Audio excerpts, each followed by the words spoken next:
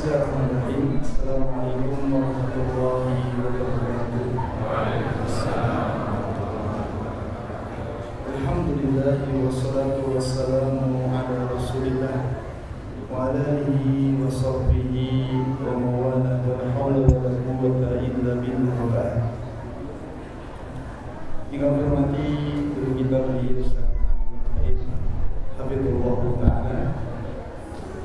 Yang kami hormati segenap para sesepuh, para pejabat daerah Ismail Rahimani wa Allah, dan juga yang kami hormati segenap para hadirin wa hadirat yang semoga Allah Subhanahu wa Ta'ala selalu menjaga dan memberikan taufiknya kepada kita semuanya. Amin ya rabbal alamin. Puji syukur kita panjatkan kepada Allah Subhanahu wa Ta'ala atas segala karunia nikmatan yang selalu diberikan kepada kita, terkhusus malam hari ini. Alhamdulillah, dengan izin Allah Subhanahu wa Ta'ala kita bisa berkumpul di tempat yang sangat mulia ini, dan juga kita bisa berkumpul dengan guru kita, Ustaz kita Ustaz Anwar Bais, yang semuanya ini tentunya dengan izin Allah Subhanahu wa Ta'ala. Sama-sama kita berharap, sama-sama kita berdoa kepada Allah Subhanahu wa Ta'ala, semoga pertemuan kita di malam hari ini betul-betul bisa menambah kebaikan kita semuanya. Amin ya rabbal alamin. Bapak Ibu yang hormati, pripun kabar Bapak Ibu, sehat? Sebelumnya mohon maaf untuk kajian malam hari ini mungkin berbeda sebagaimana biasanya. Terus terang saya juga grogi di sini.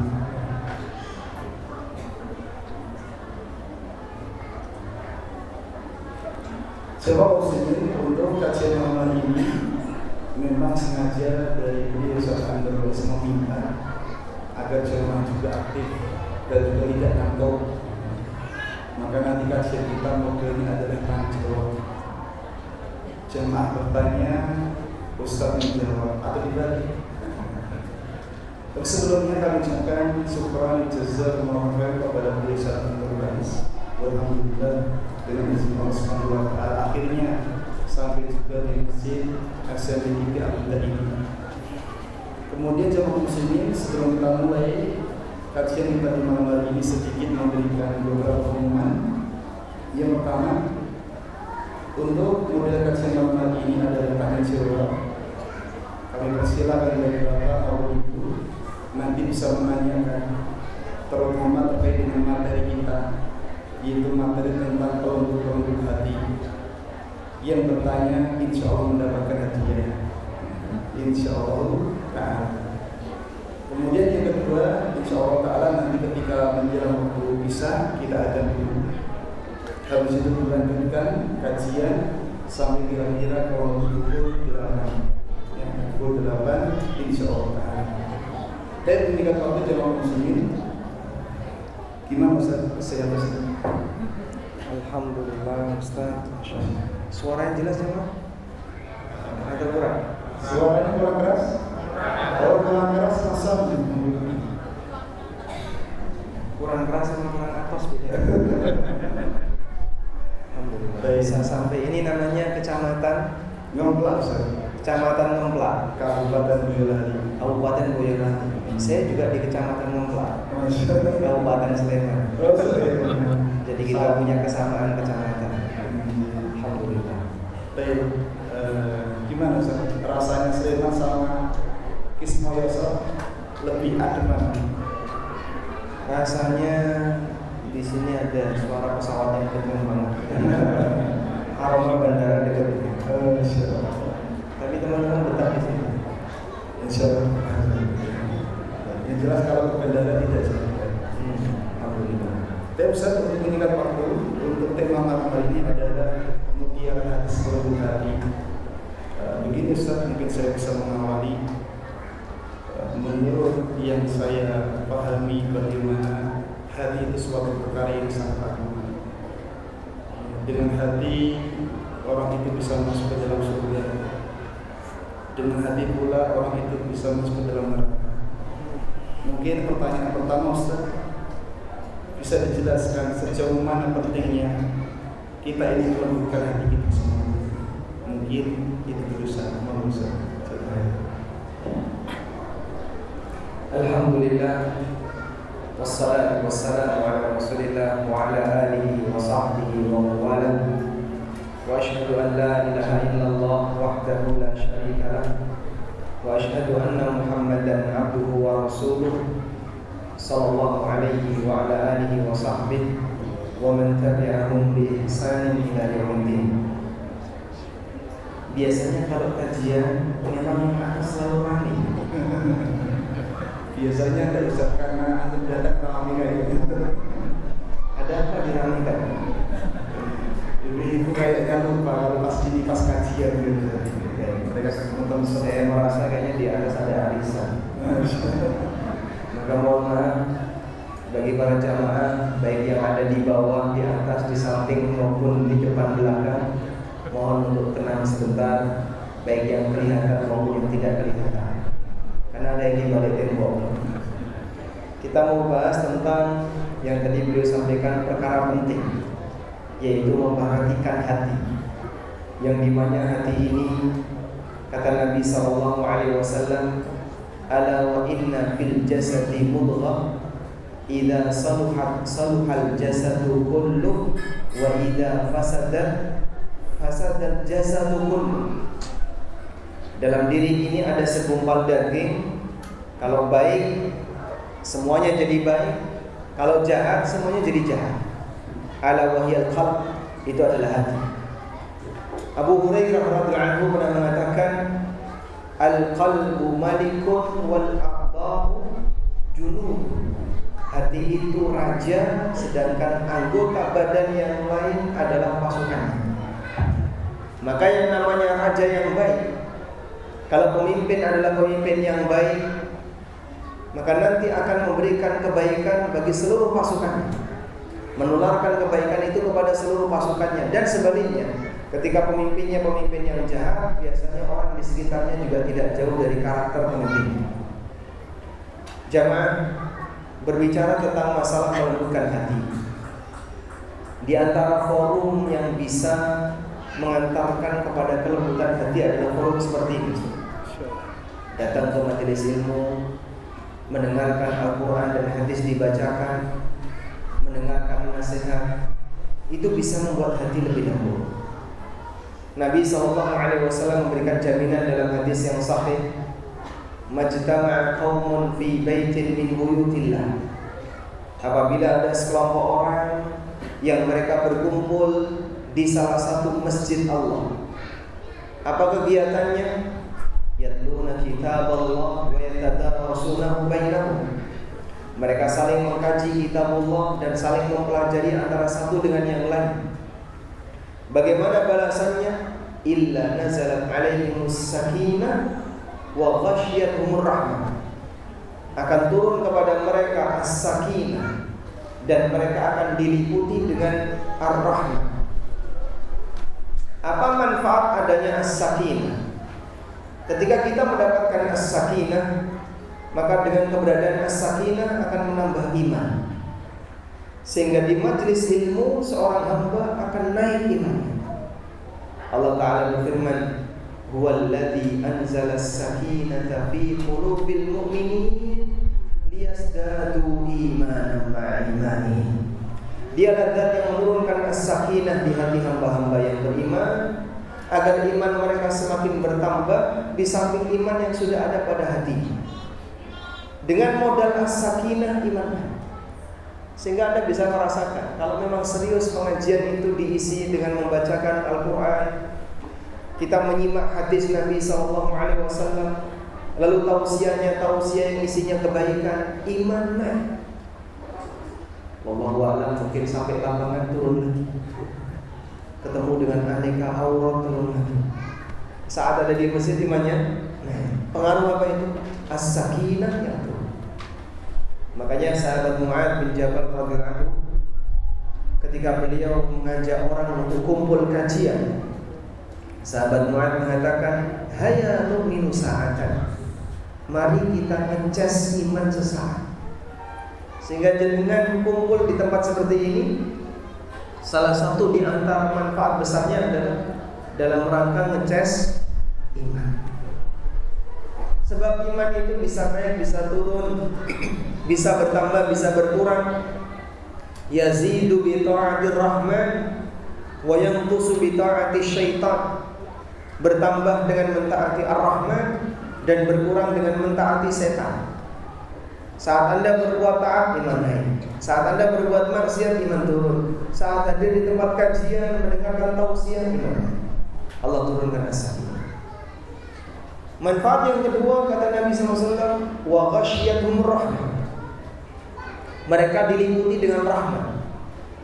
Ada pengaruh apa ketika seorang hamba mendapatkan rahmat?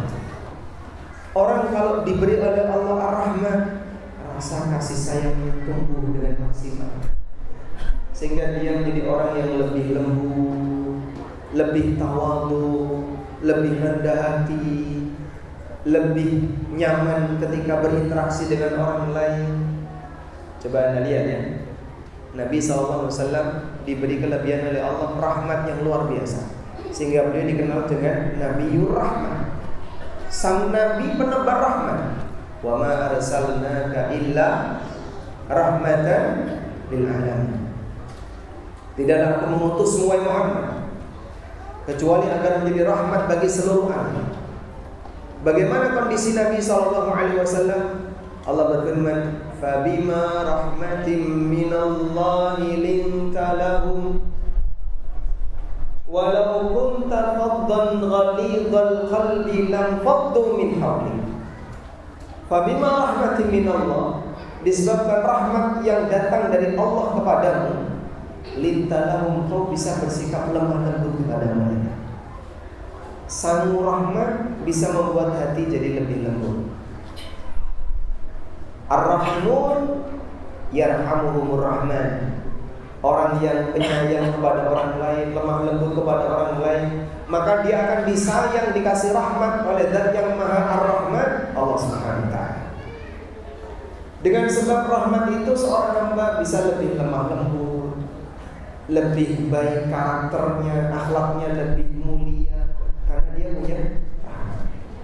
Walau kunta faddan qalidal qalbi, kalau kamu bersikap keras, kasar dan faddu min hawli, maka orang akan bubar meninggalkan kamu. Makanya jamaah, ada banyak sekali pasangan suami istri yang mereka memberikan testimoni pengaruh baik setelah pasangannya ikut kajian. Alhamdulillah Pak Ustaz, sejak suami saya ikut kajian, sekarang ada banyak perubahan. Jadi lemah lembut sama istrinya, gak kasar sama istrinya, mencintai istrinya dengan baik. Cuma satu Pak Ustaz, centile kok hina-hina. Cukup ya. Jadi ada pengaruh luar biasa dengan sebab dia ngaji, lebih apa? Penyayang sama keluarga. Yang biasanya kasar sama keluarga, keras sama istrinya, setelah dia ngaji lebih lemah. Alhamdulillah Pak Ustaz, sejak istri saya belajar dekat dengan kajian, kayaknya sudah berubah jadi Khadijah Pak Ustaz. Masya Allah. Tapi cuma 3 hari Pak. Setelah itu balik lagi jadi Juminten. Ada pengaruh kayak gitu Pak? Anda merasakannya nggak? Saya merasakan. Saya merasakan betapa ada perubahan dalam diri ini sebelum kenal sunnah dan pasca kenal sunnah. Dulu awal kajian waktu masih kuliah, Masya Allah, bagaimana karakter saya sebelum belajar Al-Quran dan hadis di hadapan para asal tidak ahlu sunnah, dan bagaimana pasca itu saya bisa merasakan. Masya Allah, memang betul bahwasanya wahyu ini diturunkan bukan untuk membuat manusia jadi makin keras, tapi membuat manusia untuk makin bahagia. Allah berfirman, Taha ma anzalna 'alaikal Qur'ana litashqa. Taha ma anzalna 'alaikal Qur'ana litashqa. Aku tidak menurunkan Al-Quran ini kepadamu wahai Muhammad agar kau jadi orang celaka. Sehingga dengan keberadaan Al-Quran seorang hamba akan jadi orang yang jauh lebih baik. Buktikan. Makanya sampean cari Pak, siapa preman yang paling keras. Saya kira hatinya tidak lebih keras dibandingkan gunung. Padahal Allah mengatakan dalam Al-Quran, "Lau anzalna hadzal Qur'ana 'ala jabalin la ra'aitahu khashi'an mutasaddian min khasyatillah." Andaikan Al-Quran itu aku turunkan ke gunung, kau akan lihat gunung itu khusyuk, tunduk, tawadhu karena takut kepada Allah. Itu gunung. Coba jenengan pencet atine menungso karo watu atos pundi, Pak? Nggih. Tapi batu dia bisa pecah ketika Al-Quran diturunkan ke Allah. Maka saya yakin dan kita juga yakin hati seorang hamba tidak lebih keras dibandingkan batu. Jika memang mereka bisa memberikan kesempatan waktu untuk mau dengerin Al-Quran dan Sunnah sesuai dengan apa yang diajarkan Nabi SAW, melunak. Anda bisa bayangkan karakter orang jahiliyah yang diubah oleh Nabi SAW hanya dalam waktu kurang lebih berdakwah 23 tahun. Tapi terjadi perubahan yang luar biasa. Yang awalnya mereka gelap gulita, penuh dengan kezaliman, hidup serba saling nyerang antara satu dengan yang lain. Begitu Islam datang jadi apa? Masyarakat madani yang jadi potret keberhasilan umat, sehingga mereka menjadi manusia-manusia pilihan umat ini. Siapakah mereka? Para sahabat Nabi SAW. Kebayang kerasnya Umar bin Khattab sebelum beliau masuk Islam. Masya Allah, punya keinginan membenci kaum muslimin. Demikian pula yang dialami oleh Khalid bin Walid, memerangi kaum muslimin. Demikian pula para sahabat yang lain, yang mereka orang-orang yang kasar sebelum mereka masuk Islam. Dan mereka jahat kepada kaum muslimin. Bahkan ada yang pengen ketemu, pengen membunuh Nabi SAW. Begitu tersentuh hatinya dengan Islam, apa yang terjadi? Mereka lunak dan menjadi orang yang lemah lembut. Bahkan mereka menjadi pembela Nabi SAW. Allah katakan dalam Al-Quran, Muhammadun Rasulullah, Muhammad adalah utusan Allah. Walladzina ma'ahu asyidda'u 'alal kuffar ruhama'u bainahum. Dan orang-orang yang membersamai beliau, siapa yang membersamai beliau? Siapa yang membersamai beliau? Para sahabat. Asyidda'u 'alal kuffar, kalau di hadapan orang kafir mereka tegas. Ruhama'u bainahum, tapi mereka saling menyayangi di antara mereka, antara satu dengan yang lain. Ukhuwahnya terbentuk dengan maksimal, saling menyayangi antara satu dengan yang lain. Makanya dulu setelah peristiwa Perang Khandaq, Perang Khandaq itu peristiwa perang terakhir di mana kaum muslimin diserang. Pasca Perang Khandaq kaum muslimin nyerang. Karena fase peperangan yang terjadi di zaman Nabi SAW kan awalnya diserang, lalu menyerang.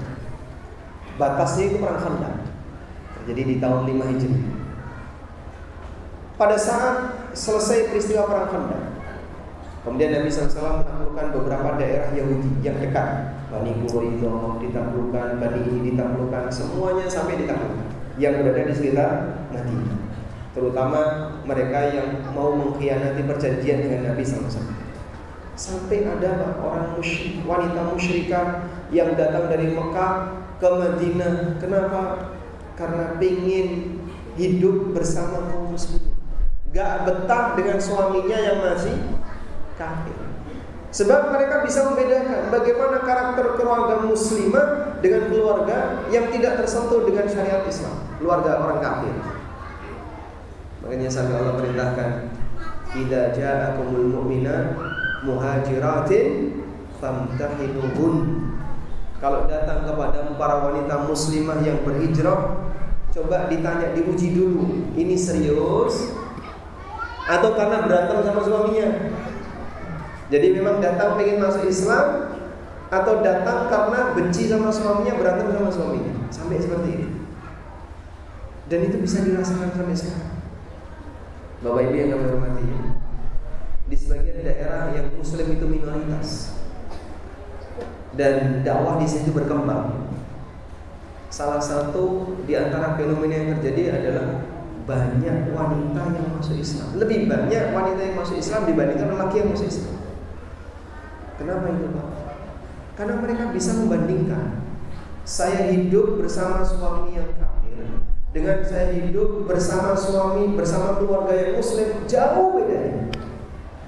Bagaimana cara Islam memperlakukan orang yang lemah, bagaimana cara Islam memperlakukan seorang istri, seorang wanita, anak, dan seterusnya. Makanya itulah pengaruh baik dari rahmat yang Allah berikan kepada mereka yang serius untuk mendengarkan kajian di masjid seperti ini. Insya Allah kita bisa pulang bawa apa, Pak? Bawa apa? Kok pahala? Bawa sakinah, bawa khotijah. Khotijahnya dia ada di sini nggak, Pak? Diajar. Bawa sakinah, bawa rahmat, dan semoga ada ilmu yang bisa kita dapatkan, ada kebaikan yang lain, kumpul dengan saudara-saudara sama Muslim, ada banyak manfaat. Masya Allah. Menarik bicara masalah haji kayak tidak ada habisnya. Tadi kita dengar bersama bagaimana pentingnya akan pembukaan hati, dan termasuk sebab hati kita bisa lembut adalah dengan kita menghadiri majelis ilmu. Sambil menggambarkan para istri kalau sudah majelis ilmu didatangi akan menjadi apa tadi? Tadi walaupun hanya 3 hari. Kepada para jamaah dan ustaz yang berhormati, mungkin sekarang kami tawarkan kepada para jamaah. Mungkin ada yang hatinya saat ini lagi galau, mungkin kok lama hilang-hilang galaunya. Kami persilakan mungkin 1 atau 2 pertanyaan dari Bapak dulu. Ada mic-nya? Panitia? Sini dulu. Cek. Sebut nama, alamat, berapa istrinya. Bismillah, assalamualaikum warahmatullahi wabarakatuh. Waalaikumsalam warahmatullahi wabarakatuh. Perkenalkan, nama saya Abdullah dari Malaysia. Sebetulnya mungkin tentang kerugian hati yang mungkin saat saya kalau janjian dengan teman atau rekan kerja seperti itu terkadang agak molornya panjang 1-2 jam. Terkadang kalau janjian minuman itu saya tidak tidur saja kalau lebih itu juga. Nah itu sampai teman atau rekan kerja itu datang ke rumah, tapi saya nggak buka itu benar. Maksudnya ya takutnya saya agak jengkel atau kesulitan menunggu mau ada saya yang tidak ada seperti itu. Masya Allah. Baik, ini sudah lintas tema nanti. Memang orang kalau punya hati yang lembut jamaah, dia jadi orang yang lebih gampang memaafkan. Dia jadi orang yang gak gampang baper. Karena dia tahu siapapun pasti punya kekurangan. Saya punya kekurangan, yang lain juga punya kekurangan. Dan kadang orang lain bisa toleran dengan kekurangan saya, sehingga mereka bisa memahami. Masya Allah ya, Ustaz kenapa telat ya? Oh ya, tidak apa. Misalnya ya. Jadi saat kita telat misalnya ditoleransi, berarti seharusnya kita bisa bersikap yang sama untuk orang lain. Berikan toleransi yang sama untuk orang lain jika memungkinkan. Meskipun sah-sah saja kalau Anda memberikan batasan. Misalnya, tolong kita janjian jam 1 ya, dia datang jam 3. Dia datang jam 3 dan Anda merasa saya sudah punya kesibukan yang lain. Ya Bapak sampaikan saja, Pak, mohon maaf Pak ya, janjiannya kita batalin karena saya sudah tunggu 1 jam Bapak belum datang. Anda sampaikan sehingga ada kejelasan di situ apakah dia perlu datang atau tidak. Nah kalau kemudian dia datang dan sudah melebihi waktu, boleh nggak tidak ditemui? Tuan rumah berhak untuk menolak tamu. Sehingga Anda boleh saja tidak menemui teman Anda, tapi biar dia nggak nunggu, sebaiknya Anda sampaikan saya tidak bisa menemui, besok lagi saja. Jadi selesai masalahnya. agar misalnya jengkel Anda tidak menular ke dia. Nanti Anda jengkel, dia jengkel, adu jengkel. Jadi apa kira-kira? Double jengkel. Baik. Ini ada satu tambahan sedikit ya, tentang gimana sih caranya biar hati kita itu bisa menjadi lebih lembut selain dengan hadir di majelis ilmu. Masing-masing kita punya potensi batin yang beragam. Makanya Allah Ta'ala menyebutkan dalam Al-Quran bahwa nafsu itu ada 3. Ada nafsu apa saja? Nafsu al-mutmainnah. Allah berfirman, ya ayyatuhan nafsul mutmainnah irji'i ila rabbiki radiyatan mardiyah. Ini yang pertama. Yang kedua ada nafsu yang disebut dengan nafsu al-lawwamah. Yang ketiga ada nafsu yang disebut dengan nafsu ammarah bisu. Wa ma ubarri'u nafsi innan nafsa la'ammaratun bisu'i illa ma rahima rabbi. 3 nafsu ini melekat pada diri setiap manusia. Saya punya, Bapak Ibu juga punya. Gak ada manusia yang tidak memiliki itu kecuali mereka yang dirahmati oleh Allah, yang nafsunya dikendalikan oleh Allah. Bagaimana nafsu mutmainnah? Jiwa yang tenang karena dia dekat dengan Pencipta. Inilah jiwa yang rutin berzikir kepada Allah. Dia merasa bahagia ketika dia dekat dengan Allah. Ala bi dzikrillah tatma'innul qulub. Bukankah dengan zikrullah hati seorang hamba itu akan bisa menjadi tenang? Ada 2 makna untuk kalimat ini.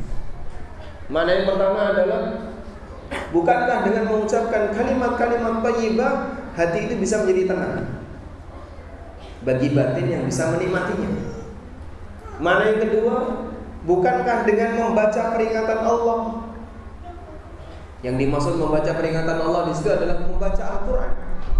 Bukankah dengan membaca Al-Quran kau bisa merenungkan firman Allah, maka hatimu akan bisa menjadi tenang?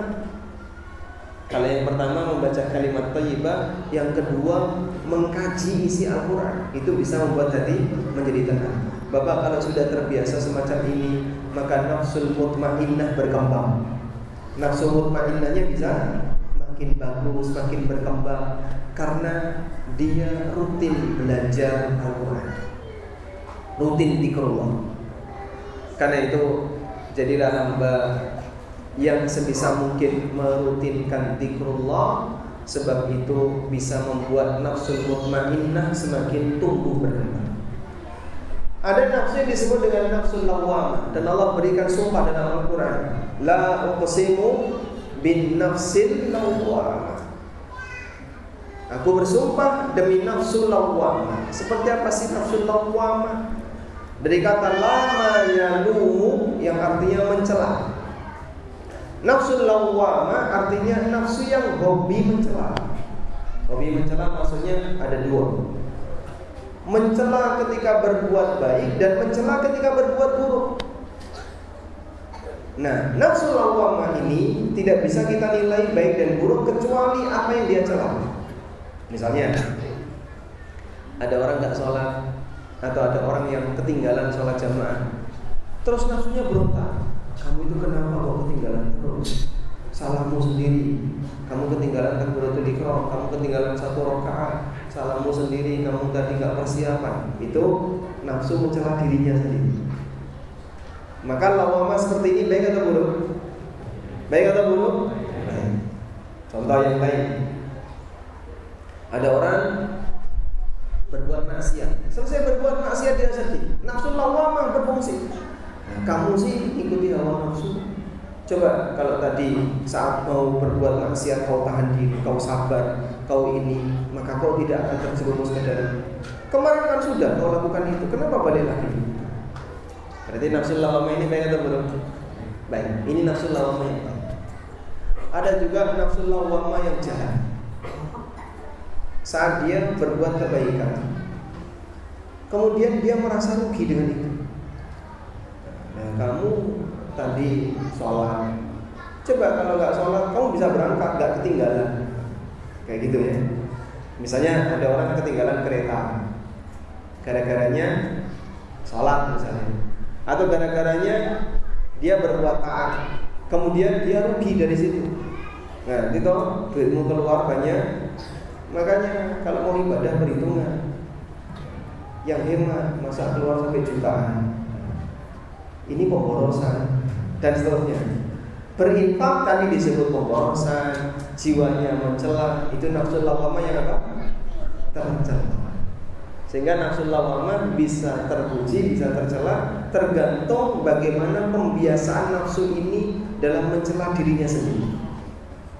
Makanya semakin sering orang membiasakan diri dalam berbuat kebaikan, nafsu lawamahnya terbiasa dengan kebaikan. Nanti saat dia melakukan keburukan, rutin sholat jamaah misalnya, begitu satu waktu dia nggak sholat jamaah, nafsunya berontak.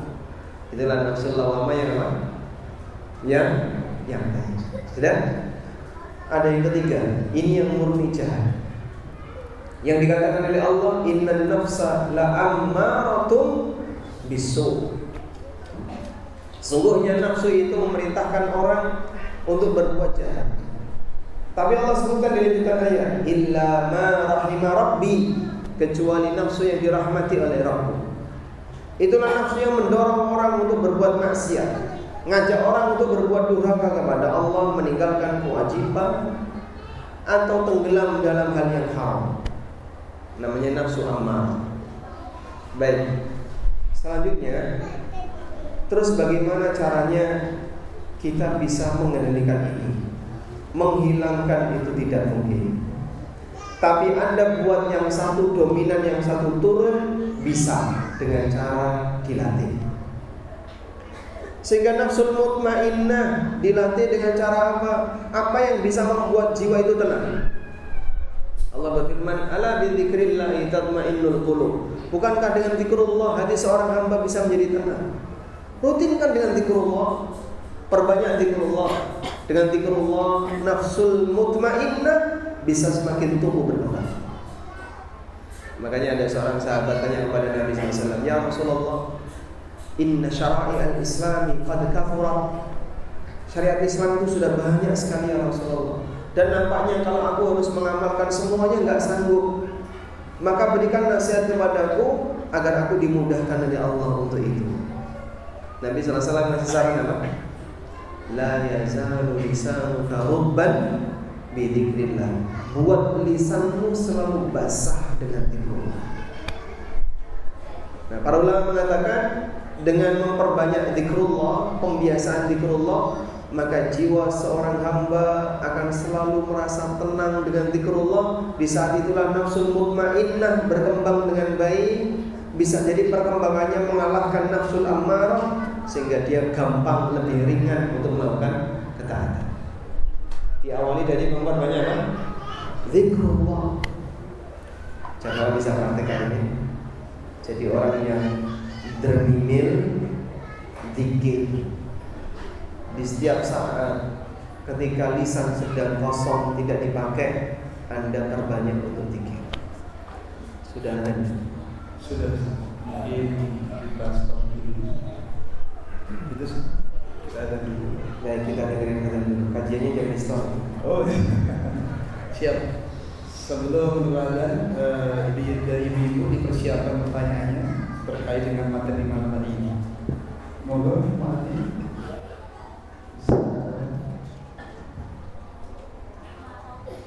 Ada ilmu di mana?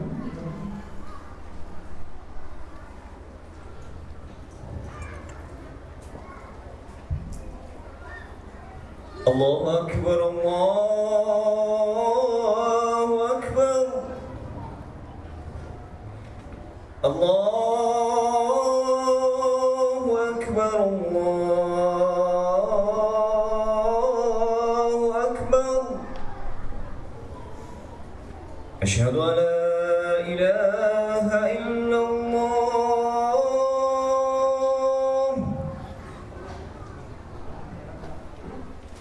Asyhadu an la ilaha illallah.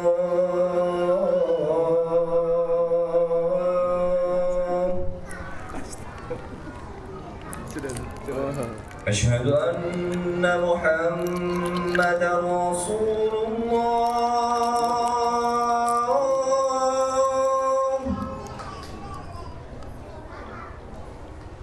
أشهد أن محمدا رسول الله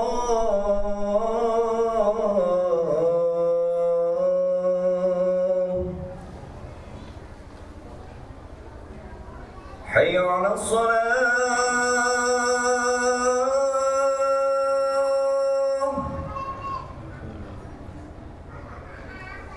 حي على الصلاة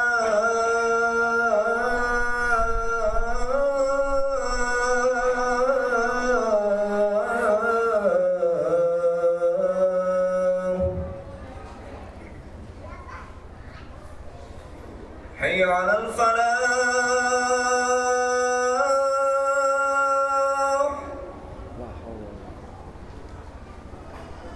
حي على الفلاح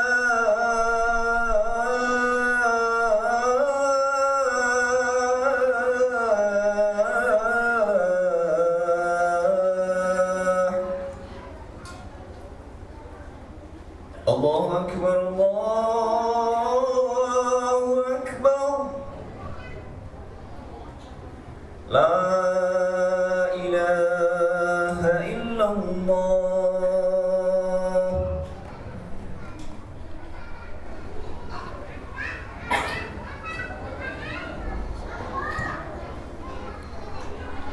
Baik, kepada Bapak Ibu, karena nanti selepas ini kita masuk kajian dan kita akan sholat isya, dan masih datang bisa segera mengambil air wudhu. Ada ibu-ibu bisa mengambil air wudhu di kamar mandi sebelah selatan masjid, ada juga. Ada beberapa bapak bisa di selatan masjid maupun di barat masjid. Dan kita lanjutkan. Sudah selesai tentang pembagian maksud tadi. Mau ditambahkan koma atau sudah titik tadi? Baik, kita tambahkan dikit ya. Kalau tadi kita sudah berbicara tentang nafsul lawwamah dan nafsul mutmainnah, kemudian nafsul lawwamah. Cara agar nafsul mutmainnah bisa berkembang tadi gimana Pak? Berikan apa yang membuat nafsu itu bisa menjadi lebih tenang, jiwa jadi lebih tenang. Ala bi dzikrillah tatmainnul qulub. Maka buat dia lebih sering untuk dekat dengan zikrullah. Kalau sudah terbiasa dengan zikrullah, nafsul mutmainnah lebih tenang. Makanya Bapak Ibu, orang ketika lagi stres, lagi pusing, jika dia mukmin muslim yang terbiasa dengan zikrullah, diingetin, baca istighfar, astagfirullah, subhanallah, subhanallah. Jadi dia tenangkan hatinya dengan apa? Astagfirullah, astagfirullah. Lagi emosi, biasanya orang mau menyebut apa? Astagfirullah, astagfirullah. Karena dia mukmin. Tapi bagi orang yang tidak terbiasa dengan zikrullah, lagi emosi, gak bisa menangnya. Ngomong terus. Kalau dia gak melampiaskan apa yang ada di isi hatinya, dimuntahkan semuanya, dia merasa datang. Makanya beda Pak, lisan orang yang terbiasa dengan zikrullah dengan lisan orang yang tidak terbiasa dengan zikrullah. Kita perlu banyak perhatian untuk itu. Kemudian nafsul lawwamah dikendalikan dengan cara pembiasaan aktivitas-aktivitas yang baik. Dalam kondisi ketika kita melakukan sebuah keburukan, meninggalkan yang baik, nafsu itu akan bicara, mencela kita. Maka kita buat nafsul lawwamah yang baik lebih dominan dibandingkan nafsul lawwamah yang buruk. Lalu bagaimana dengan nafsu ammarah? Bagian inilah yang mungkin lebih berat. Nafsu ammarah Allah Subhanahu wa taala yang mengendalikan. Karena itu ketika Allah Subhanahu wa taala menjelaskan tentang nafsu ammarah, wa ma ubarri'u nafsi innan nafsa la'ammaratun bis-su'i illa ma rahimah. Aku tidak bisa menjamin kebaikan jiwaku. Innan nafsa la'ammaratun bis-su', sesungguhnya nafsu itu punya potensi untuk menyuruh yang buruk, illa ma rahimah rabbi, kecuali dirahmati oleh Rabbku. Bagian ini dihilangkan tidak bisa, tapi minimal bisa diturunin. Caranya gimana? Serahkan kepada Zat penciptanya. Serahkan kepada Zat yang menciptakan. Bagaimana bentuknya Pak? Berdoalah kepada Allah untuk perbaikan jiwa.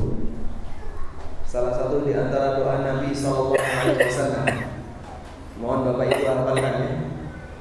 Allahumma ati nafsi taqwaha wa zakkiha anta khairu man zakkaha anta waliyuha wa maulaha. Hafal insyaallah? Belum. Baik. Coba kita ulangi ya. Allahumma ati nafsi taqwaha. Diulang. Allahumma ati nafsi taqwaha. Mau nafal ya? Satu kali lagi. Allahumma ati nafsi taqwaha. Diulang sampai isya. Mas ngaji Pak Ustaz. Allahumma ati nafsi taqwaha wa zakkiha. Digabungkan. Allahumma ati nafsi taqwaha wa zakkiha. Sampai urutkan ada berapa kata tadi ya? Allahumma ati nafsi taqwaha wa zakkiha. 5 kata. Anta khairu man zakkaha wa zakkiha anta khairu man zakkaha. Insyaallah bisa apa? Baik, diulangi dari depan. Allahumma ati nafsi taqwaha wa zakkiha anta khairu man zakkaha. Hafal ya? Kalau mau ditambahkan lagi, anta waliyuha wa maulaha. Anta waliyuha wa maulaha. Jadi ini jiwa gak mungkin kita sendiri bisa mengendalikan. Kita serahkan kepada Allah. Dialah yang menciptakan jiwa ini. Maka kepada Zat yang telah menciptakannya, Dia yang kuasa untuk mengaturnya. Sehingga kita minta kepada Zat yang menciptakannya untuk memperbaikinya. Allahumma ya Allah, ati berikanlah nafsi jiwaku taqwaha, ketakwaan. Anugerahkanlah ketakwaan kepada jiwaku. Nah, jiwa kalau bertakwa nyuruhnya yang baik. Nyuruhnya yang baik. Atau minimal dia akan tahan diri kalau mau nyuruh yang jahat. Wa zakkiha, dan bersihkan jiwa itu. Anta khairu man zakkaha, engkau adalah sebaik-baik zat yang membersihkan jiwa. Anta waliyuha wa maulaha, engkau ya Allah yang mengurusinya dan engkau yang menjadi Rabbnya. Jadi dalam kondisi ini kita serahkan jiwa kita kepada zat yang akan mengendalikan jiwa itu. Hamba kalau bisa seperti ini, mudah-mudahan ammarah bisu'urnya bisa turun. Nafsu yang punya potensi amarah bisu bisa begitu ya.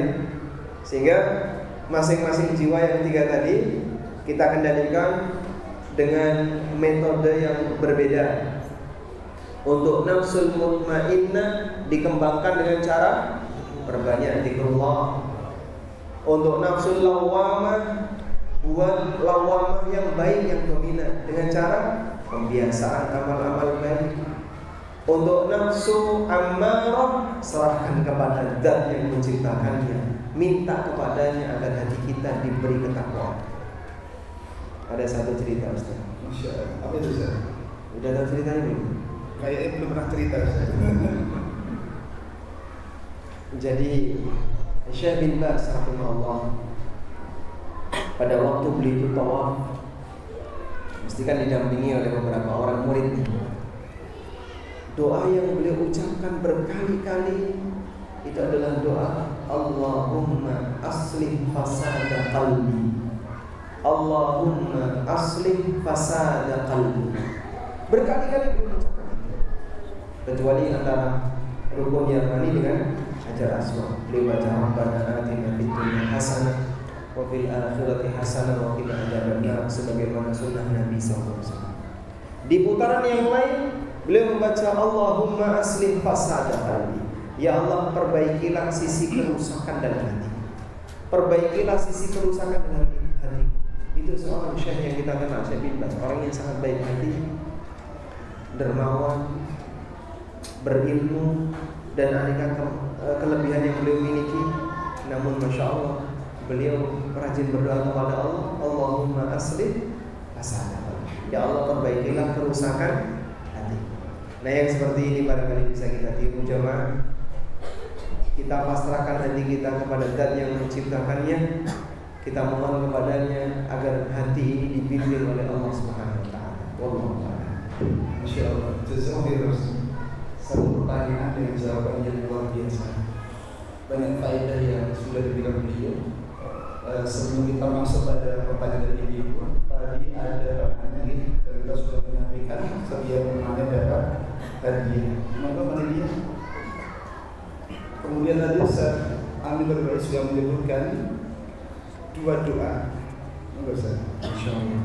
Ini apa Ustaz? Voucher haji. Ini kayaknya untuk para istri. Oh.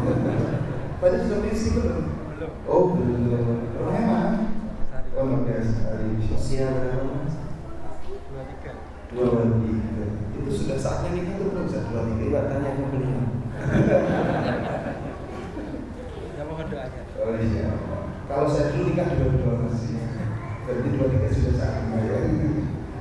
Tadi Ustaz menyampaikan dua doa. Satu doa dari Nabi Sallallahu Alaihi Wasallam, yang kedua doa yang dibaca Syekh bin Baz. Mungkin bisa bagi-bagi dari Ustaz. Untuk doa yang dari Nabi, Allahumma ati. Moga yang duluan. Boleh berdiri Pak. Mana yang mau jawab? Mic-nya Ada dua. Hafalan atau buka catatan? Sambil buka. Jadi kalau ngelirik saya ini ngelirik. Bismillah. Allahumma ati nafsi taqwaha wa zakkiha anta khairu man zakkaha anta waliyuha wa maulaha. Baik, itu baca saja. Karena lo aja yang terus. Semoga panitia dikasihkan. Baik, jadi ibu yang hafal doa yang dibaca oleh Syekh bin Baz. Pendek doanya. Kalau ibu enggak tulisan sama bapak-bapak. Link panitia dikasihkan moga.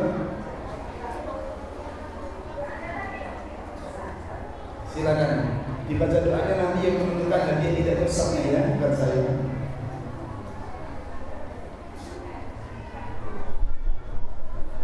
Ada ibu yang hafal doa Syekh bin Baz tadi? Enggak. Silakan ditunggu.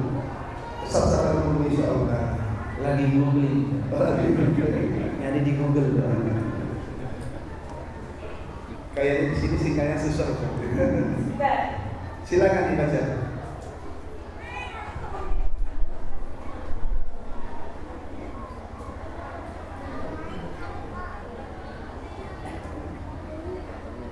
Sudah belum? Ali. Saya Kalau ma'ateha wal-marham Rasulullah antam perhan silahat. itu doa yang mana? Gimana Ustaz?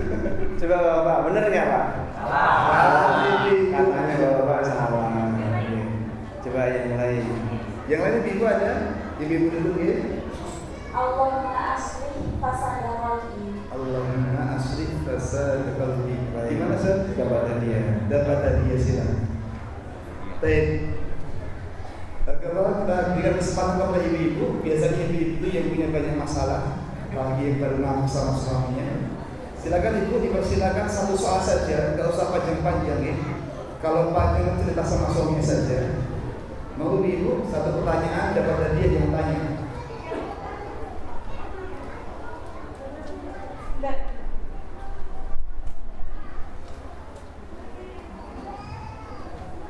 Tidak usah buka internet dulu ya. Assalamualaikum Pak Ustaz. Izin bertanya di Waalaikumsalam warahmatullahi wabarakatuh.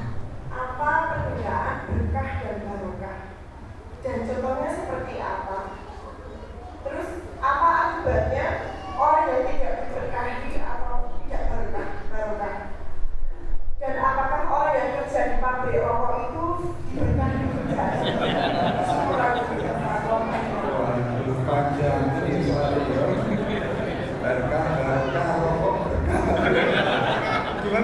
Ini luar tema. Berarti di luar masjid saja Karena sudah jadi pemijat Ustaz. Silakan Ustaz. Apa bedanya antara berkah dengan barokah? Bedanya kalau berkah itu bahasa Indonesia, kalau barokah bahasa Arab. Jadi beda atau sama Pak? Hakikatnya sama. Oke. Jadi mau disebut barokah monggo, disebut berkah silakan. Kalau bahasa Arabnya barokah. Tapi kalau bahasa Indonesianya disebut berkah. Jadi berkah. Nah, ini serupane panganan tadi berkah. Terus bagaimana kalau ada orang yang kerjaannya di tempat yang enggak baik? Misalnya di tempat maksiat atau menjual sesuatu yang haram. Apakah itu hidupnya tidak berkah, namun rezeki ini tidak berkah? Tidak ada harta haram yang barokah. Namanya harta haram, ya pasti harta sing marakno cilaka. Sehingga harta haram yang nggak boleh orang bertahan ngambil harta haram tidak boleh. Kalau dia sudah tahu ini haram, nggak boleh untuk dia ambil. Sebab harta haram terlarang bagi siapapun untuk mengambil. Sehingga jangan tanya keberkahan, itu sudah terlarang, marakno itu dosa. Makin banyak yang dia ambil, dosanya makin gede. Dan Nabi SAW pernah bercerita, "Tsumma dzakara rajula ash'atha akbar yamuddu yadayhi ilas sama ya rabbi wa mat'amuhu haram wa mashrabuhu haram wa malbasuhu haram wa ghudhiya bil haram fa anna yustajabu lahu." Ada orang yang dibuat oleh Nabi SAW sebagai perumpamaan. Dia ini baru saja melakukan safar, rambutnya kusut, badannya berdebu, angkat tangan memanggil-manggil Allah, ya Rabbi, ya Rabbi. Tapi makanannya haram, minumannya haram, pakaiannya haram, dan dagingnya tumbuh dari sesuatu yang haram. Fa anna yustajabu lahu. Maka bagaimana mungkin dongane diijabahi? Isi lahir batinnya haram, darahnya itu darah dari sesuatu yang haram, dagingnya tumbuh dari sesuatu yang disebabkan karena dia makan dan mengkonsumsi sesuatu yang haram. Makanya bahaya kalau orang terlalu banyak mengumpulkan harta haram, berarti dia memberi makan dirinya dengan kotoran. Ibarat dia telah memberikan makanan dirinya dengan. Maka jangan tanya berkah, itu sudah gak berkah, bahkan sudah jadi sumber musibah baginya. Nabi SAW mengatakan, kullu lahmin nabata min suhtin fannaru auladi. Sedaya daging sing tumbuh dari harta haram nyemplung neraka lebih layak. Diobong. Kenapa? Karena dagingnya kecampuran harta najis, harta haram. Maka pastikan Bapak Ibu, kalau punya harta haram segera singkirkan. Dan ini nyambut gawe ning ngono pripun, Mas? Ya kalau tahu itu adalah tempat yang terlarang, jangan bertahan, tinggalkan. Tawakal Allah. Tapi nafsunya selalu mendorong, lho koyo ngono kuwi lho, innan nafsala amaratun bisu. Tapi saya itu terdorong terus Pak, pengen. Baik, nafsunya sekarang diserahkan kepada Allah. Ya Allah, perbaikilah jiwaku. Barangkali jiwaku belum tenang ketika saya meninggalkan yang seperti ini. Maka saya mohon ampun ya Allah, perbaiki jiwaku agar bisa lebih tenang ketika saya harus meninggalkan sesuatu yang haram. Kita pasrahkan jiwa kepada siapa? Dan yang menciptakan. Semoga ketika Anda pasrahkan kepada Zat yang menciptakan jiwa itu, Allah kendalikan. Allah Maha Kuasa untuk membuat jiwa itu semangatnya jadi turun. Tiba-tiba berubah. Yang awalnya senang jadi gak senang. Yang awalnya dulu senang sekarang jadi benci. Ada gak orang kayak gitu Pak? Dulunya pemabuk, pecandu khamr. Setelah tobat gimana Pak? Ketemu khamr nesu, akhirnya ketemu khamr dipecah. Ini dulu yang sudah membuat saya hancur hidupnya. Akhirnya saat dia ketemu penyebab kenapa dulu dia celaka, itu dia musuhi, dia pecah sampai kemarin. Itulah pengaruh ketika orang jiwanya sudah berubah. Nah, kita bikin teman-teman masyarakat secara umum kasih pengaruh yang untuk seperti itu. Maka barangkali Anda punya tetangga yang mungkin masih bekerja di tempat-tempat seperti tadi ya. Nggih saya ini terus terang mau menurut Ustaz. Rokok itu halal atau haram?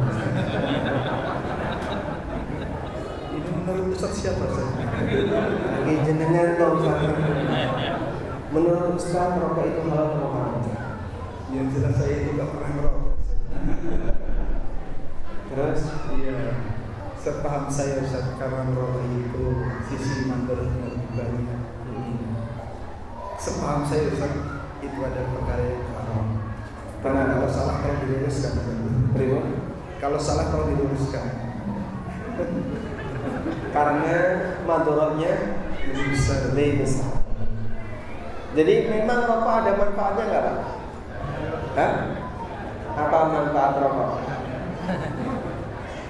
Coba jenengan ya, hampir semua makanan itu pasti kan ada informasi kandungan gizi. Di rokok ada kan? Ada tulisannya merokok membunuh. Adanya merokok membunuh. Makanya Masya Allah orang Indonesia itu semua dibaca kecuali merokok membunuhmu. Nah, dibocor. Baik. Kalau sudah cetok seperti itu, memang terasa berat ya bagi sebagian orang. Ini aku kan tinggal nonton mas, lu yang milih orang madang timbangannya orang. Kenapa? Karena fisiknya itu sudah berubah. Makanya untuk meninggalkan itu butuh proses. Dan bagi sebagian orang kadang berat. Ada banyak sekali pengalaman yang beragam. Mereka yang meninggalkan rokok, tobatnya orang yang meninggalkan rokok itu macam-macam. Kalau saya sampai ketika meninggalkan rokok, opnam dulu. Begitu dia meninggalkan rokok, sampai sakit opnam, Masya Allah. Berarti saking badannya itu sudah lengket dengan semua makanan itu kalau dimakan di toilet menjijikan. Jadi kan ngomong roti masuk toilet kalau buang air besar. Makan roti tega mboten lah. Hah? Tega mboten? Mie ayam. Tega mboten? Kenapa? Jijik. Sedang buang air, bawa makanan, ra tega makan. Pasti ditaruh. Fokus buang air. Kecuali satu. Saya juga nggak tahu. Hanya itu. Makanya misalnya di masjid ya, walaupun orang itu perokok dan di masjid itu penuh dengan perokok, tapi masuk masjid mereka nggak berani ngomong. Karena dia tahu ini tempat suci, tempat yang istimewa. Saya pernah masuk masjid, kanan kirinya penuh dengan asbak. Di teras-teras juga Pak, asbak. Tapi di dalam kosong. Dan mereka nggak berani ngerokok di dalam, ngerokoknya di luar. Karena mereka sadar ini nggak sopan. Ada makanan atau ada sesuatu yang dikonsumsi di toilet cocok, di masjid nggak cocok. Apalagi itu kalau bukan. Makanya, Pak, terus kenapa rokok itu haram? Nah, justru itu kenapa rokoknya dibakar? Gitu. Makanya apa? Dibakar. Baik, cukup Ustaz. Komat gitu. Anggih pun. Begini diteruskan enggak panas. Tapi ingin saya sudah menyampaikan permohonan maaf di depan, mengikuti pendapat beliau yang mengatakan kan baru pendapat kalau langsung taksi lagi.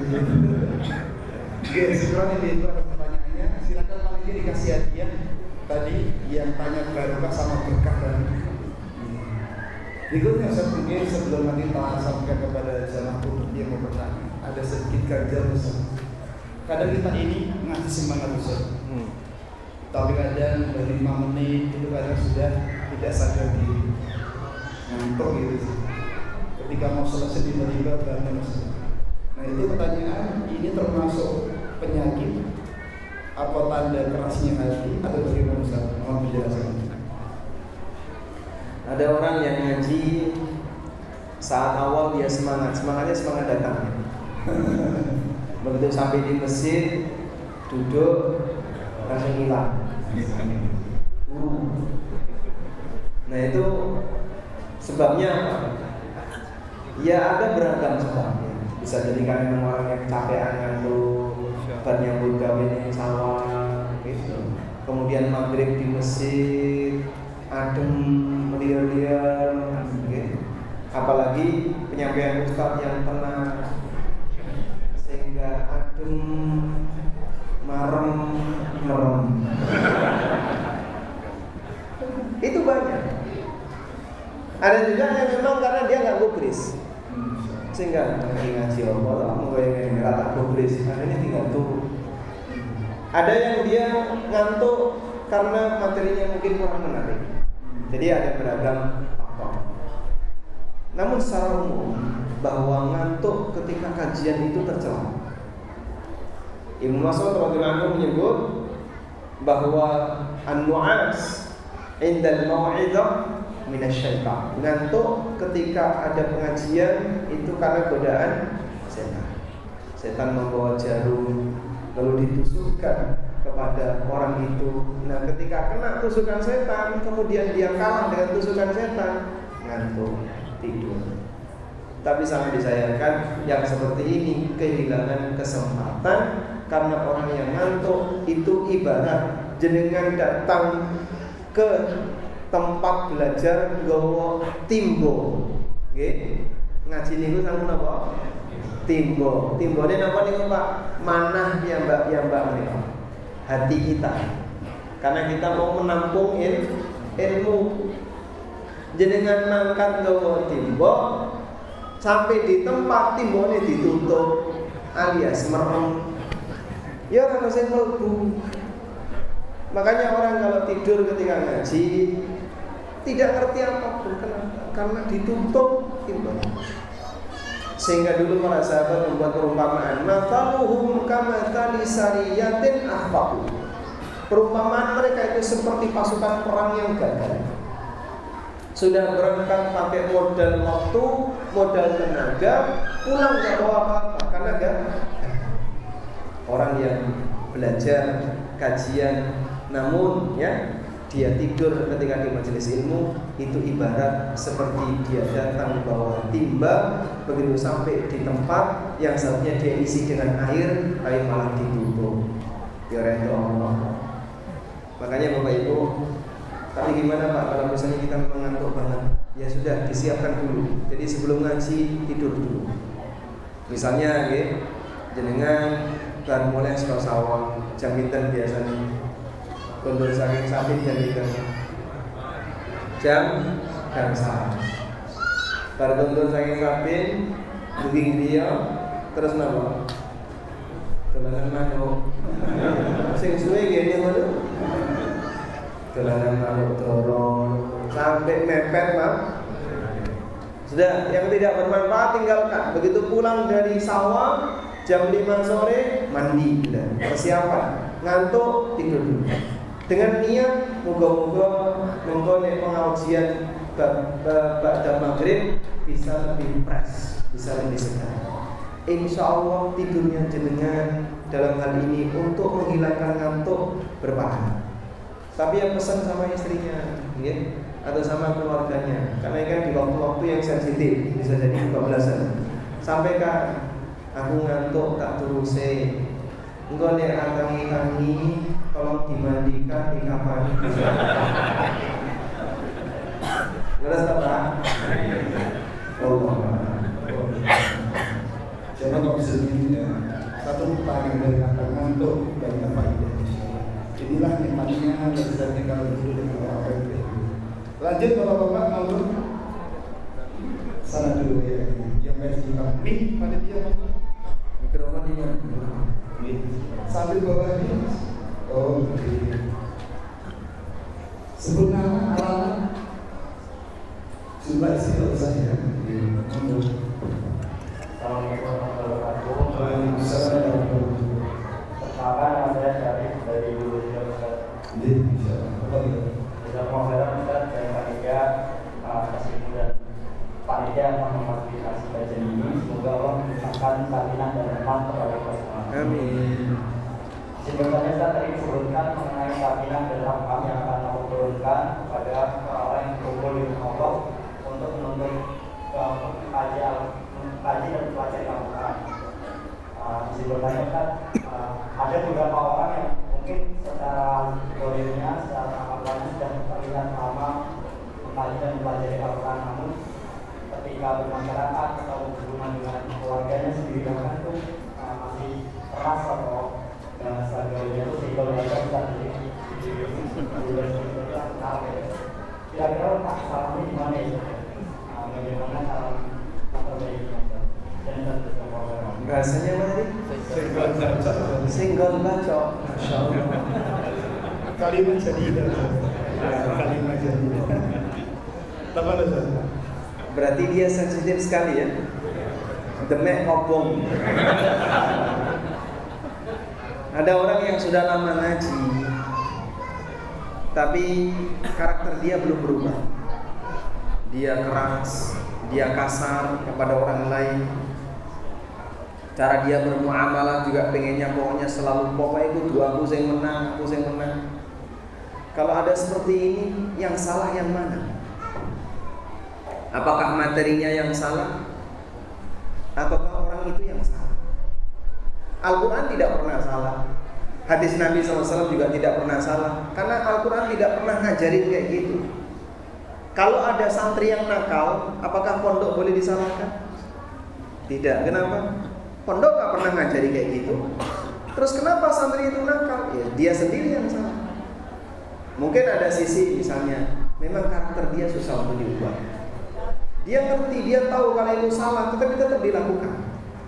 Jadi kalau secara ilmu penjelasan udah dapat, tapi Allah belum kasih taufik sama dia.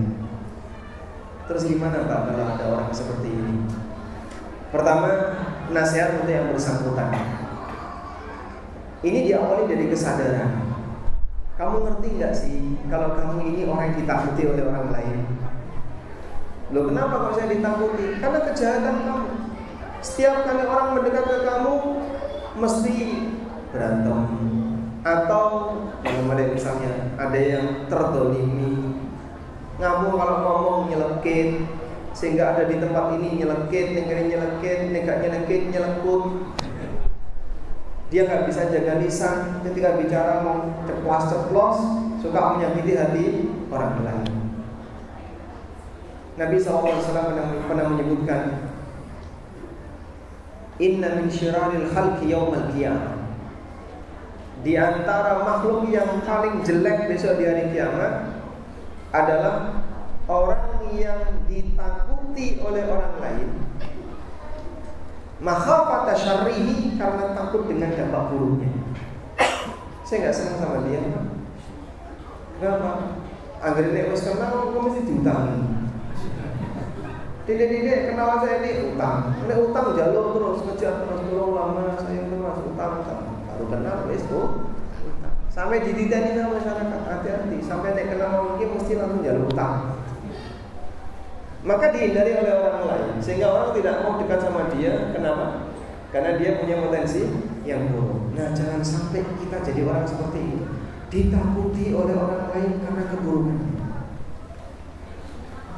Sehingga ketika kita ditakuti oleh orang lain karena kita keras kepala, karena kita kasar, karena kita suka menyakiti orang lain, disebut oleh Nabi SAW, syirarun nas yaumal qiyamah, orang yang paling jelek besok di hari kiamat. Bahaya.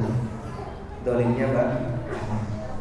Dan perlu diingat, dolim itu tidak akan pernah Allah lupakan. Dolim itu pasti akan selalu diselesaikan, akan tetap dijaga dan diselesaikan yaumul qiyamah. Makanya Imam Syafi'i pernah ngasih pesan, catat ya. Barangkali yang tadi tidak ikut kajian di waktu duha, Imam Syafi'i pernah mengatakan, bi'sazzad ilal ma'ad al-udwan 'alal ibad. sejelek-jelek bekal menuju akhirat adalah bermusuhan dengan anggota masyarakat. Imam Syafi'i mengatakan, coba diulang tadi, bi'sazad ilal ma'ad al-udwan 'alal ibad. Sejelek-jelek bekal menuju akhirat adalah bermusuhan dengan anggota masyarakat. Semakin banyak musuhnya, sing nuntut awakmu makin banyak. Dan nanti sengketa itu akan diulang kalau nggak selesai ketika di dunia. Maka jangan jadi orang yang gampang sengketa, senggol bacok, demek kobong, apa dikit langsung lorati, baperan, dikit-dikit sakit hati dan seterusnya. Ini orang yang salah mental, yang seharusnya dia sadar diri, saya itu orang yang perlu perbaikan mental agar nanti dia tidak ditakuti oleh orang lain gara-gara potensi buruknya. Terus bagi kita gimana Pak? Kalau bagi Anda, sekiranya Anda tidak bisa memberikan pengaruh baik kepadanya, sebaiknya Anda jaga jarak. Daripada apa? Nanti berkelanjutan. Sehingga misalnya, ini aku ketemu Ongki Pak, wis mesti dhisik. Kamu bisa nggak nasihati dia? Kayaknya berat, ya sudah. Tahan sampai di sini, cukup jaga jarak. Wallahu a'lam. Sesuai banyak faedah dari beliau dari satu pertanyaan. Sudah ada pertanyaan di sini? Sampai Sekarang kita sampai jam berapa? kita sampai capek Baru kali ini bagus sekali ya. Saya keselin gitu ya. Tadi jamaah sudah nunggu setelah masalahnya. Biasanya akan nunggu lama. Iya, lama. Ustaz, ini yang masih baru jam 7 lebih juga itu yang belum banyak. Sabar dulu saja. Ibu masih banyak yang bertanya. Mau bagi ibu satu pertanyaan dulu. Monggo. Nanti kalau nggak tanya-tanya ditutup sama ustaznya nanti. Tidak ada. Tidak ada ya, alhamdulillah. Oh ada, silakan ibu. Oke. Mohon bertanya Ustaz, bagaimana cara melembutkan hati ketika mendidik anak, terutama ketika mendampingi belajar?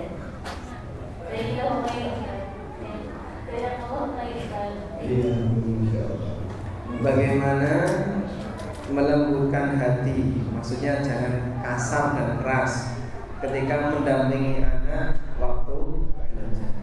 Masalahnya, mboknya apa ya kaya ngono? Nanti saya kamu cilik apa kaya ngono? Wah, aku lebih parah dibandingkan anakku. Nah, terus kenapa kamu berlakukan anakmu seperti ini? Kamu sendiri juga nggak bisa. Seimbang ya. Maka terkadang begini ya. Saat kita misalnya ngajari orang, kok ini orangnya ini diajari iso tidak mau anteng dan seterusnya. Kita berpikir, mungkin orang tua kita dulu juga pusing sama kita gara-gara seperti ini. Cuman kita sudah lupa, iya Pak. Sehingga ngajari anaknya tapi ra iso lamun nesu. Dise awakmu luwih dugal timbangane anakmu. Bisa jadi apa yang sekarang Anda alami sebagai peringatan dari Allah agar kau ingat jasa orang tuamu di masa silam. Dulu mungkin kau juga seperti itu. Waktu diajari oleh orang tuamu, kau tidak bisa fokus. Mungkin kau suka main, susah untuk menerima, tapi orang tuamu bisa menerima. Nyatanya kan anaknya tetap hidup sampai besar ya. Nah sekarang coba kasih perlakuan yang sama untuk anak kita. Baik, memang terkadang muncul rasa tidak sabar. Terus keluar kalimat apa? Umpatan, kalimat rasa jengkel dan seterusnya. Gini saja, kalaupun hari ini belum bisa, ditunda besok. Dah. Ini kok iso tak wes? Dah, leren aja daripada emosi naik, nek diterus tambah memuncak, wes leren aja, besok lagi aja. Ngoten memang nggih, Pak? Itu prinsip orang kelurahan. Nek saiki durung rampung surate di rampungna sih. Maka sama dengan kalau Anda mendidik anak ya, nek saiki durung iso ya muga-muga sesuk. Makanya kalau jenengan ngurus di kelurahan kok suwe gak rampung-rampung, prinsip mereka seperti itu. Nek saiki durung rampung ya sesuk. Gitu. Masya Allah. Tapi bukan kajian malam ini. Pikir orang itu dirampok ya Ustaz. Baik, insyaallah dirampok. Sudah puas Ibu tadi, terima ya jawabannya ya. Silakan dikasih aja pada dia. Tapi semakin lama semakin menarik. Kayaknya nggak mau selesai kita. Jamaah sepakati dulu kita selesai jam 8 kurang atau jam 8 lebih jamaah.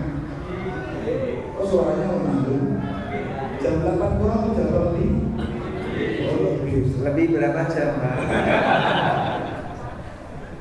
Baik, kita menghabiskan surga sudah. Masih ada beberapa. Mau ke bapak-bapak? Silakan. Pakai mic dulu. Mikrofon di mana mikrofon? Oke. Sebelum nama ada monggo.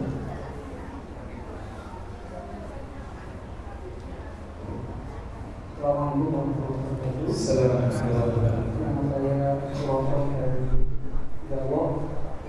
Izin bertanya, apakah perkara lembut ataupun kerasnya hati juga ada faktor keturunan?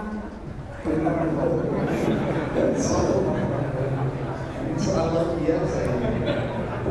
Kayaknya dulu 1 jam menjawab masalah ini. 1 jam menjawab. Jadi kadang ada sebagian orang kayak gini ya. Kowe iki nek ndelok aku kasar, aja disalahne. Beralasan dengan apa? Gawan bayi kan bisa wis kaya ngene. Sehingga dia minta orang lain memahami dia. Dia meminta orang lain, kamu harus memahami saya. Pertanyaannya, apakah Anda juga bisa memahami dia? Kalau Anda ingin dipahami oleh orang. Makanya kita diajarkan nek iso dadi wong iku pinter rumangsa, aja rumangsa. Pinter rumangsa niku pripun? Dia bisa memahami orang lain. Walaupun tidak ngomong tapi ngerti. Bojoku nek kaya ngene iki ngomong berarti njaluk kaya ngene. Ngerti. Itulah yang dimaksud dengan pinter rumangsa. Sebagaimana Anda juga pengen disikapi yang sama. Aku nek kaya ngene, wong iku kudu ngerti. Nek kaya ngene iki aku njaluk iki. Betul ya? Sehingga ketika kita pengen dimengerti oleh orang lain, di saat yang sama, kamu harus mengerti orang itu. Selanjutnya, yang namanya akhlak itu ada 2. Ada akhlak yang disebut oleh para ulama dengan akhlak gharizi. Gharizi itu nama apa? Gawan bayi. Jadi kata orang, wis kayak cilik kaya ngono Mas, dari sononya. Ada model orang yang lemah lembut, halus perangainya. Sudah dari kecil seperti ini. Alhamdulillah, ini adalah akhlak yang anugerah dari Allah untuk beliau. Layak untuk disyukuri. Ada seorang sahabat namanya Al-Mundir Al-Ashaj. Suatu ketika rombongan Al-Mundir ini datang ke Madinah naik kendaraannya. Begitu lihat Nabi SAW dari kejauhan, mereka langsung turun lalu mengejar Nabi SAW untuk rebutan salaman. Rebutan apa? Ingin ngalah berkah salaman dengan Kanjeng Nabi SAW. Tapi Al-Mundir ini beda sendiri. Beliau tidak ikut seperti yang lain. Beliau turun, beliau rapikan kendaraannya. Kemudian kendaraan teman-temannya dirapikan semuanya. Beliau pakai baju yang bagus, dirapikan dulu, dibersihkan dulu. Pak, orang dulu sama sekarang beda Pak ya. Orang kalau safar di masa silam, ambune Pak. Kenapa? Keringat campur debu, bau. Al-Mundir persiap, bajunya disiapkan biar nanti ketika ketemu Nabi SAW tidak bau. Sehingga orang kalau mau berusaha-berusuh ketemu dengan tokoh karo mampu ganggu betul. Maka Al-Mundir beda sendiri, dia siapkan dengan baik. Baru setelah dia siapkan, dia datang menghadap Nabi SAW. Digatekkan terus sama Rasulullah SAW. Setelah dekat, Nabi SAW mengatakan, Inna fika khaslatan yuhibbuhum Allah. Kamu punya 2 akhlak yang dicintai oleh Allah. Al-hilmu wal-ana. tidak gerusa-gerusu, tenang. Lalu Al-Mundhir tanya, ya Rasulullah, hal hadza fadlullah am atakhallaqu bihi? Apakah akhlak itu karena karunia dari Allah atau karena aku belajar untuk melakukan itu? Kata Nabi SAW, bal huwa fadlullah. Itu adalah akhlak dari Allah. Kemudian beliau mengucapkan kalimat syukur. Segala puji bagi Allah yang telah menanamkan akhlak kepadaku yang dicintai olehnya. Kemudian ini yang pertama ya. Ada yang kedua, akhlak yang terbentuk dari hasil belajar. Gawan bayinya kasar, keras ya. Tapi karena dia belajar untuk jadi lemah lembut, jadi lebih baik, berhasil berubah. Ada orang kayak gitu banyak. Sehingga beda jauh. Bapaknya preman, anaknya kiai. Bapaknya preman, tapi anaknya orang baik. Ada perubahan yang luar biasa. Bisa jadi anak ini karena dia terdidik dengan yang baik-baik, membiasakan diri dengan yang baik, maka berubahlah jadi baik. Ini yang disebut dengan iktisabi. Akhlak iktisabi. Intinya akhlak baik itu perlu diperjuangkan, akhlak buruk harus ditinggal. Dan Anda tidak boleh salah sengaja, aku ya koyo ngene, supaya kowe kudu ngerti aku koyo ngene. Ditompo apa nanti? Wong aku lahir ya wis koyo ngene. Loh, akhlak buruk kok pakai alasan lahir, kan enggak bisa ya. Sehingga saat iblis itu sombong, dia tidak beralasan, Allah kau ciptakan aku dari dulu sudah seperti ini. Kalau itu alasan yang diterima, enggak ada orang yang berdosa. Karena semua orang bisa beralasan, aku wis kawan bayi ini kayak gini. Tidak demikian. Maka kalau kita tidak bisa berakhlak dengan baik, seharusnya kita sendiri sadar, minimal sadar. Aku durung iso dadi sing apik. Atiku sing kasar, sing keras. Ya muga-muga saged berubah. Minta didoakan. Doakan ya biar saya bisa lebih lemah lembut. Karena kadang saya nyawang awakmu kok sepet ae. Nggih, ngoten. Jenengan nyawang sinten Pak rasane sepet ngoten. Mboten enten. Insyaallah.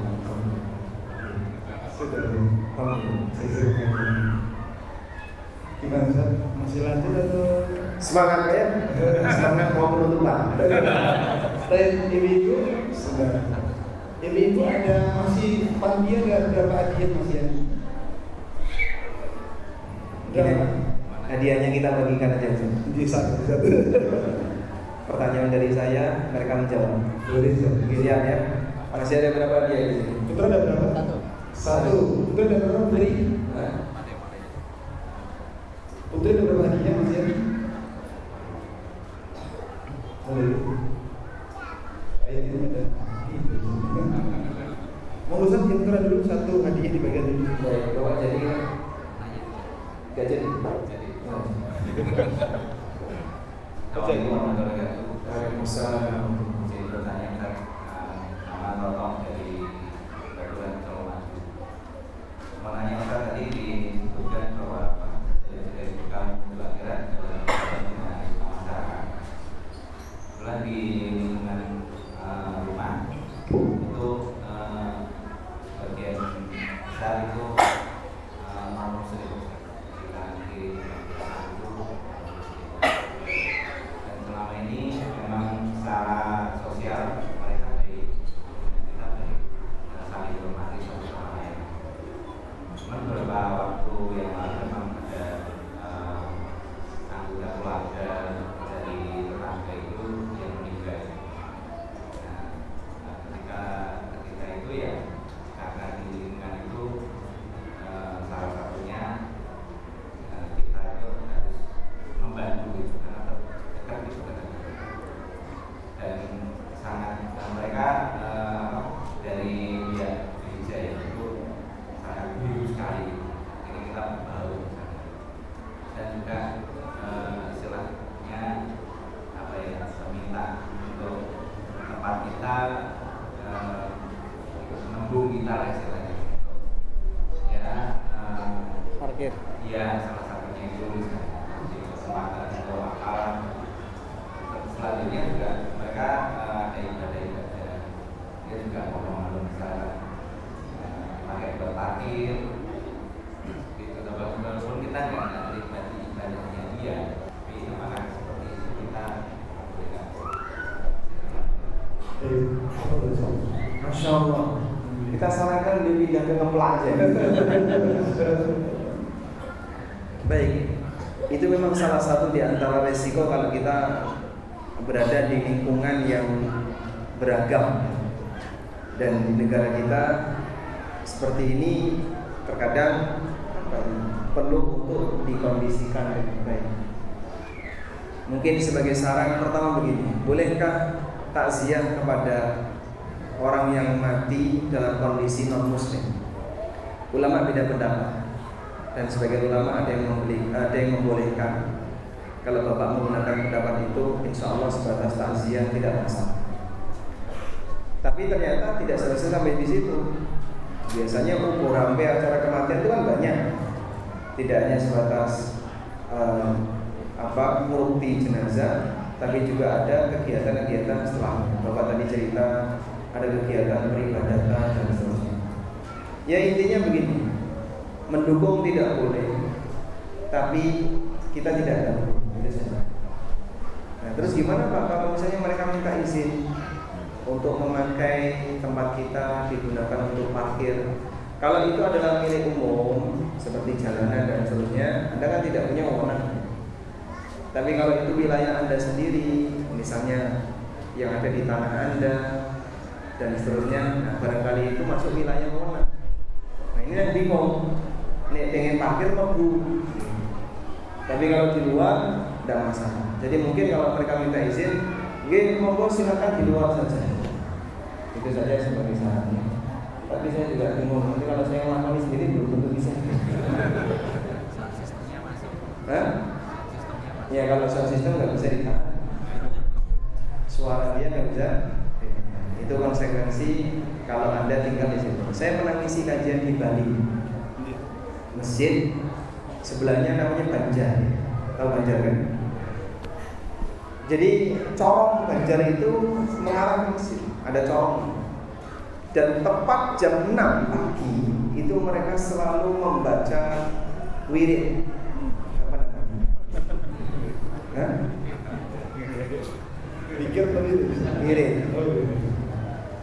Keras itu.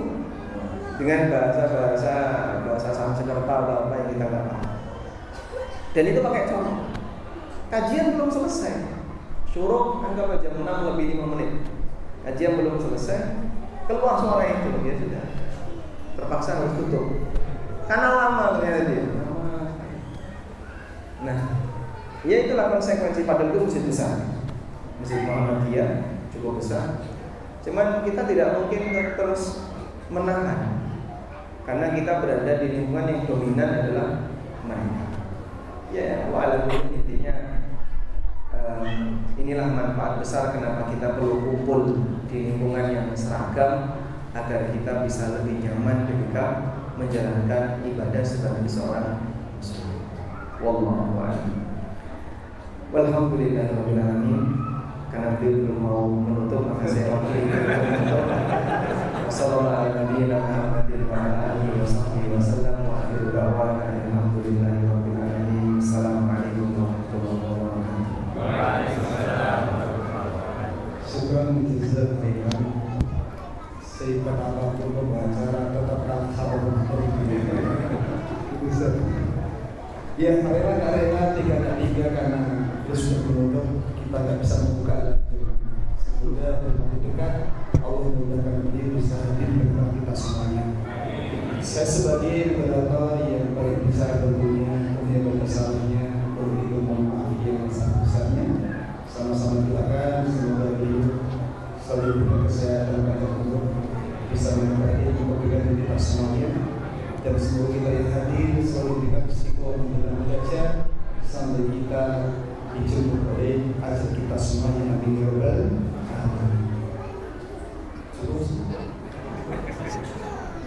Udah mati, Ustaz. Terakhir kalau di sini sedikit memberikan informasi.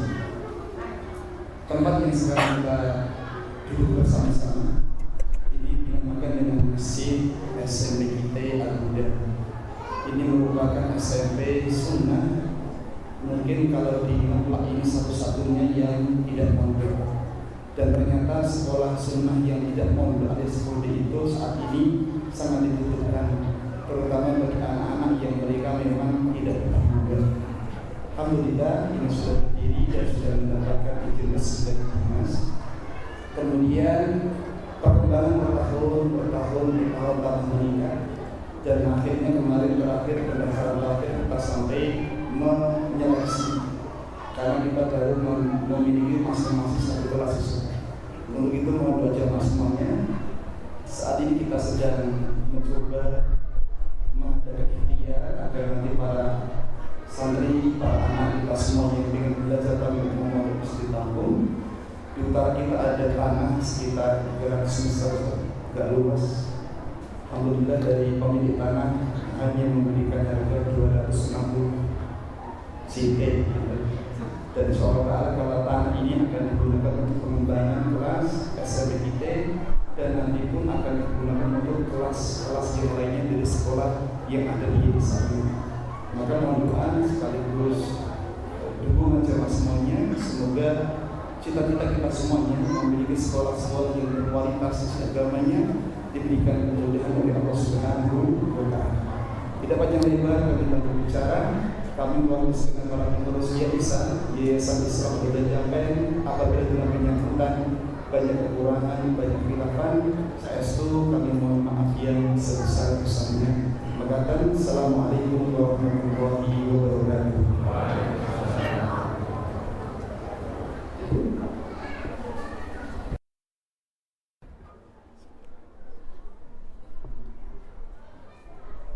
الله أكبر الله أكبر أشهد أن لا إله إلا الله أشهد أن محمد رسول الله حي على الصلاة حي على الفلاح